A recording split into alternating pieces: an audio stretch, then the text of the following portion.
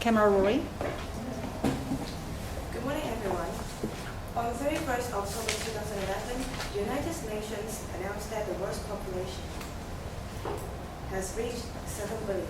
The population explosion is a warning that will all lead to a world full of contradiction, according to Mr. Ban Ki-moon, the Secretary General of the United Nations. In order to slow down the population growth, China implemented the one-child policy in 1979, controlling the number of babies born in urban areas, while allowing some exemptions in rural areas. Today, the motion that one-child policy in China was a great success must stand in that policy has significantly reduced the speed of population growth in China. Professor Zhai Zhenwu, an expert of sociology and population studies in the University of China, claimed that the one-child policy has ensured China to maintain a sustainable development. The survey conducted last year revealed that the policy has prevented the birth of 400 million babies. It is believed that if the policy is not implemented, the world's population will reach 7 billion 5 years ago. In the following debate, our first speaker, Gabriel, will tell us how the policy has achieved to stabilize the population growth. Our second speaker, Gloria, will explain further the effect on financial, social, and environmental aspect. While our third speaker, Cici, will show us the improvement of living qualities in families. And lastly, Winnie will wrap up our points and make the conclusion that the one-child policy in China has been a great success. Thank you.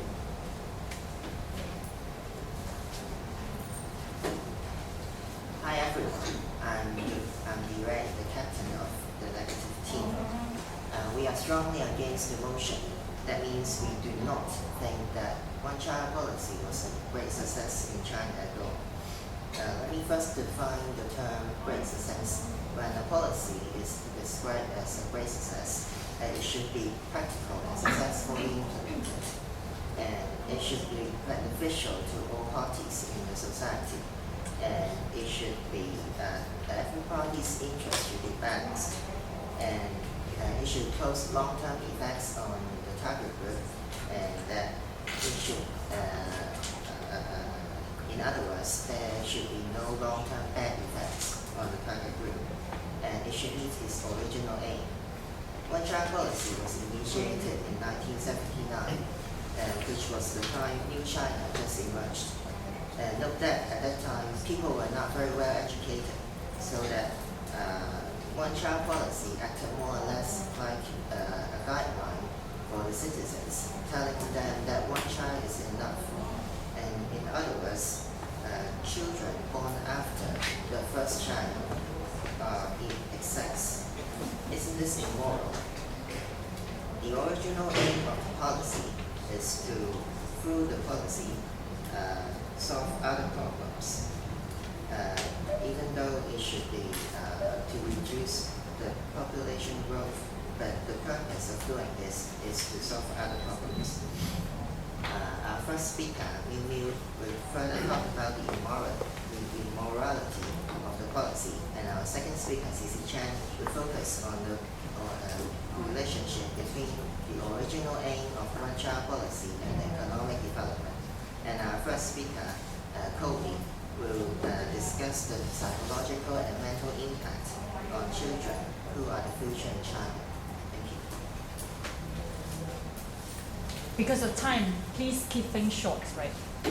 Thank you for the opposition side sharing their vision about a perfect policy, that a policy should be beneficial to all parties. However, can we find such a policy in the whole world? Let us think seriously. Could we imagine how serious the probable overpopulation could have caused if there were no one-child policy or any birth control measures taken by China? Overpopulation would be a direct cause for a series of problems, namely famine, poverty, food crisis, water crisis, etc. Thousands of millions of people would die as a result of struggle for life necessities to survive. And China, therefore, has prevented a fatal error because of implementing one-child policy. We all know that the natural resources in China are very limited. Ladies and gentlemen, the key reason why one-child policy was a great success is that China has contributed remarkably to a more stabilizing population growth rather than letting it to expand sharply each year. Now China has 1.3 billion people, 1/3 of the world population. And Chinese government has the responsibility to alleviate the population pressure for the world. And this policy is a pillar for this solution. After the introduction of the one-child policy, the fertility rate in China fell from over 3 births per woman in 1980 to approximately 1.8 births in 2008 and 1.54 in 2011. The Chinese government estimated that it had 400 million fewer people in 2008 with the one-child policy. If the birth rate still stays as in 1980 up till now, we are all certain that China's population will be far more than the current figure of 1.3 billion people, and that would pose foreseeable problems of food crisis. So, one-child policy is definitely a great success to achieve its aim to control its birth rate, preventing severe social problems of overpopulation. Thank you. Hello everyone. The affirmative side has just tried to make some good points. For example, the first speaker is saying that the one-child policy can stabilize can maintain the sustainable development, but is it really the case? In order to maintain the sustainable development, we have to include all the aspects, economic, social, and environmental aspects. And for the social aspects, if we cannot consider all the couples or most of the people in the society's thinkings, how can we maintain the sustainable development? Because we are knowing that there are lots of couples who are wanting more than one child. And the second speaker has just told us that the policy may not be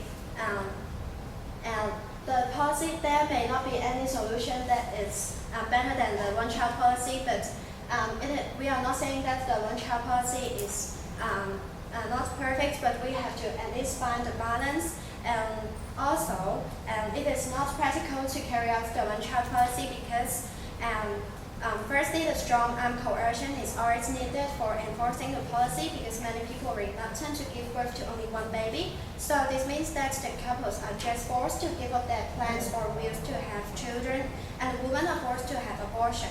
It is not only telling that the policy is inhumane, but it is also ridiculous for the government to decide how many children can every family have.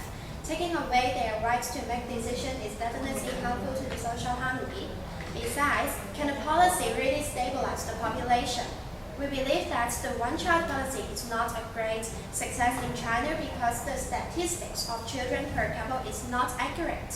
Despite forced abortions and severe financial penalties, many couples are still trying to give birth to babies. For example, by staying with relatives until their baby are born or claiming that their baby are just belong to their relatives or friends. So last but not least, even if the couples are willing to comply the law, they will always engage in sex-selective abortion because of their traditional cultural bias for the boys, and sexual imbalance is resulted. According to the United Nations population statistics, in 2010, China's male-to-female sex ratio at birth was the highest in the world, at 120 boys for every 100 girls. And this increasing sex balance will definitely bring a lot of bad impacts to the society. And so by considering all the above points, our side strongly believe that one-child policy is not a great success in China. Thank you.